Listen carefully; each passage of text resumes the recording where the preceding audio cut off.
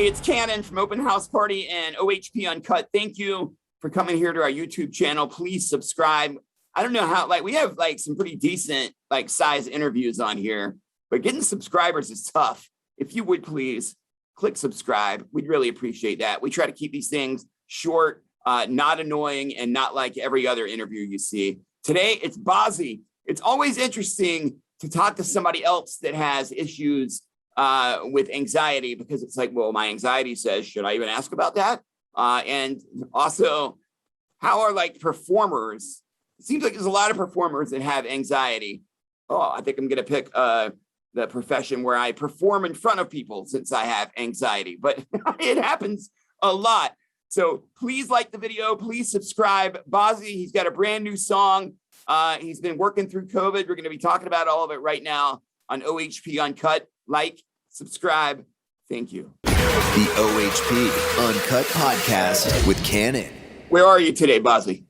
I'm at my house on house arrest right now because of this Achilles. So what happened? We're supposed to do this interview yesterday, and they're like, yo, he hurt his foot. And normally, when they want to put off an interview, that means so-and-so's hungover or whatever, how that goes. But you're legitimately No, I'm hurt. hurt. I'm actually hurt. No, I make it through with all my hangovers. They know that I'm a hangover. You're a pro. Yeah, no, dude, it's actually super weird. Everything was totally fine. I went on a walk Wednesday. I went on a 6 or 7 mile walk, a really long one, and it was totally cool the entire time, nothing wrong. And I go back into my house and take my shoes off, and crazy pain on my ACL, all the way down through my Achilles, just the back of my calf, just really weird, strong. I couldn't put weight on it. And I hung out the whole day, and it was it was bad. I laid in bed and it was fun. And I woke up the next morning and couldn't put an ounce of weight on it. The entire back of my leg, couldn't move the joints, just excruciating pain. And I went to the hospital, and there's a light rupture on my Achilles, and just really bad Achilles tendonitis. And it's just so it wasn't there wasn't a moment where you were ow, that hurts. It just kind of snuck up on you. No, that sucks, man. Yeah, dude, really weird and very frustrating, because I've got a lot of stuff going on. So not being able to walk or walking with a limp is super inconvenient. Yeah, it is. At least you already shot the video, but I'm sure you have more to do. How was the walk? Other than that, how was the walk, though? It was actually, to be honest with you, it was really nice, which is what's frustrating. I went on this, really cleared my head, got some things straight mentally, and, was feeling a lot of clarity. And then I came home, and I was still in a good mood. I was like, there's no way. It doesn't happen like that, but it is what it is. Yeah. Yeah. Where do you walk? You have a little place in LA, a normal, little trail you go? Yeah, I just go around my house. It's in the hills, so it's a nice little, incline. So you felt better until you didn't, man. I hope that heals fast. I know Achilles can take a while, right? Yeah, he said 7 to 10 days. So. Oh, that's not too bad then. Yeah, he said I should be able to walk and move pretty normally in 7 to 10 days. So, yeah. Well, in more fun news, did you just celebrate a birthday?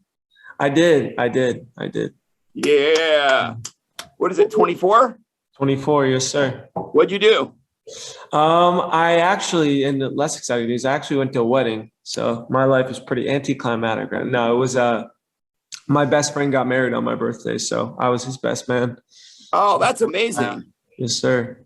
That's a lot of pressure. Is this someone you've known for obviously your whole life, or? Dude, actually, it's he's my absolute best friend. It's Kevin White, who I've made all my music I've ever put out with. Every song me and Kevin have done together, So, yeah, it was a lot of pressure, because usually, I'm not afraid to put, my own humility on the line. But, being there for him and his wedding, I wanted to make a tearjerker. And did you perform? No, I gave a speech, though.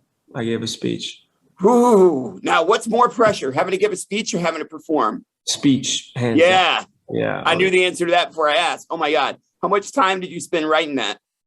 I actually didn't write it. I just everyone thought I was crazy for it, but I just, I feel very candidly about Kevin. He's like a brother to me. So I just wanted to speak from my heart.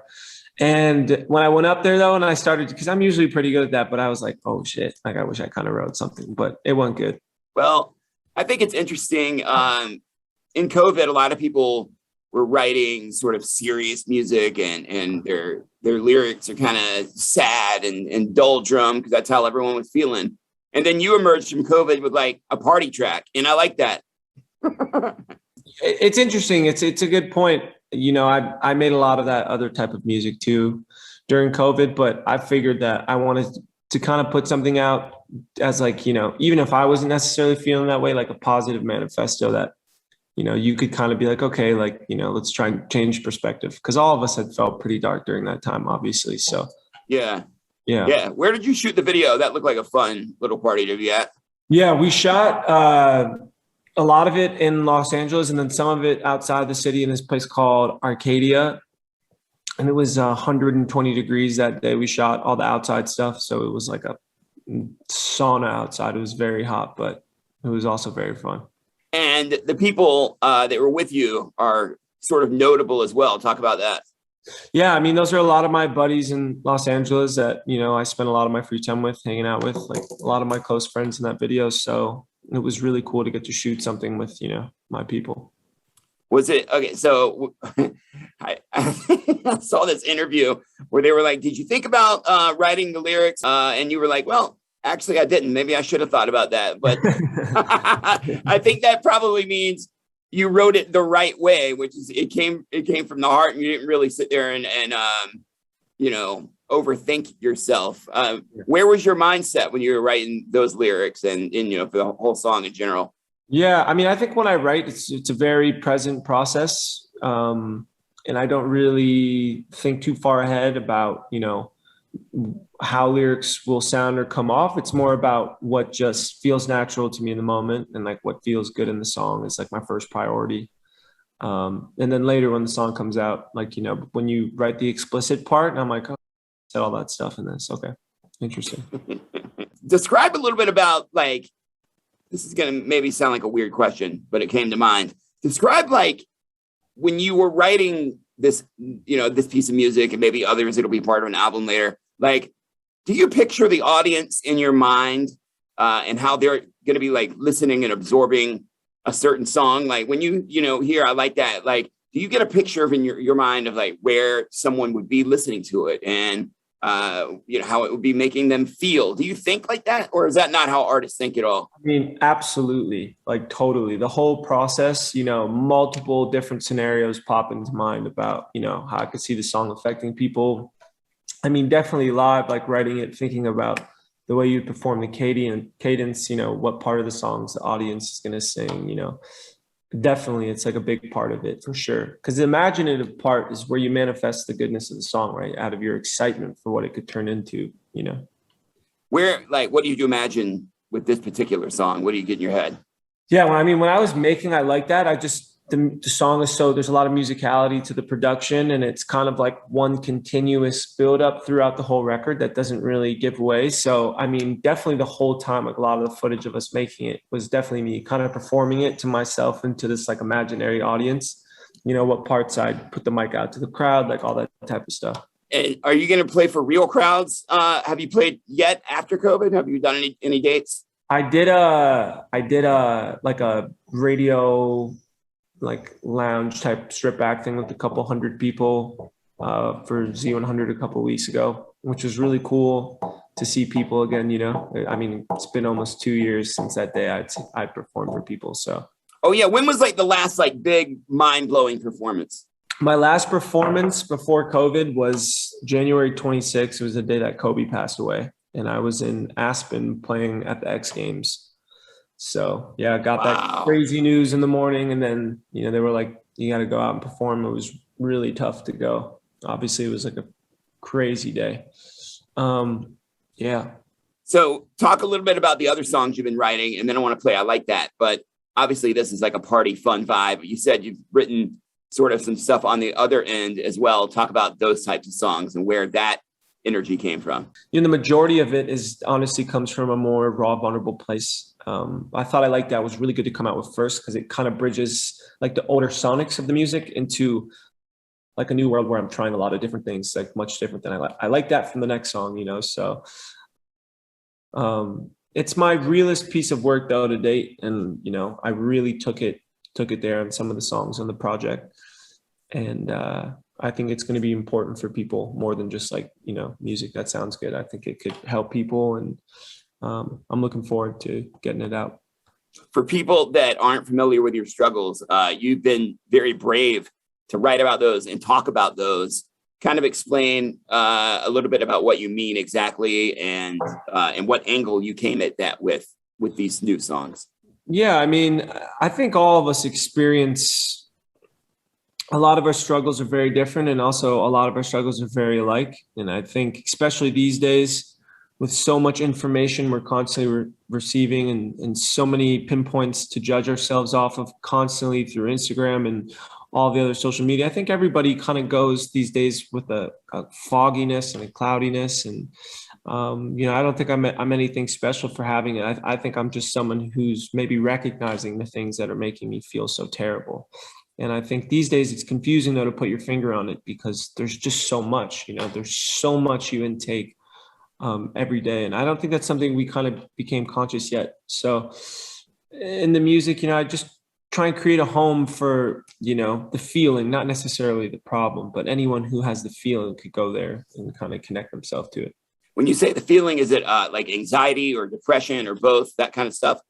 Yeah, I think it's the whole range, you know, I nothing in specificness. I mean, definitely, you know, depression is something that like I don't talk about by name on the project, but it's a feeling. I think all of us, that's a great thing about music. It is no one feeling, but everybody finds a way to identify their own personal, even beauty or pain to music. So that's a superpower for sure. When you're having a day like that, how do you pull yourself out of it? Or like maybe you go to someone like your best friend you mentioned earlier. Who do you lean on when you need strength in times like that? And do you have any advice for other people who are, you know, get in that zone, that rut? Because I know I get there myself. Yeah, totally. You know, I actually have something that's a very practical piece of advice, and it's actually walking. Is that your brain can't create cortisol, I believe, is the chemical that creates stress and anxiety.